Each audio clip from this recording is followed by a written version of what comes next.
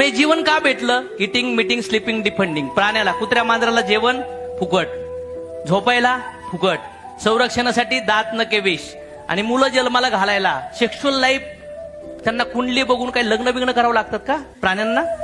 पण माणसाला किती चॅलेंजेस आहेत. प्राण्याला जे सुख फुकट मध्ये आहे ते सुख भेटण्यासाठी आपण शिक्षण घेतो, 40-40 वर्ष रक्ताचं पाणी करतो, तरी पण आपल्या परिवाराला आपण सुखी नाही ठेवू शकतो. मग हे ह्युमन लाईफ प्राण्यासारखे सुख भोगण्यासाठी भेटलेलं नाही. हे ह्युमन लाईफ भेटलंय मी कोण आहे, माझ्या जीवनाचा उद्देश काय आहे, भगवंत काय आहे, हे नेचर काय आहे, कर्मा काय आहे, हे अंडरस्टँड करण्यासाठी. पण अज्ञानपणामुळं, दूषित संघमुळं आपण या भौतिक जगामध्ये पैसे, गाडी, घर, आरोग्य, मान, सन्मान याच्या पाठीमागे घुसू राहिलो.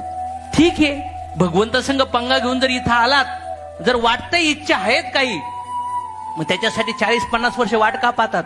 अशा बिझनेस मध्ये या, स्वतःची इच्छा पूर्ण करा, गाडी घ्या, घर घ्या, पैसा कमवा, नाव कमवा, कमवा ना, नंतर वेळ भेटेल का?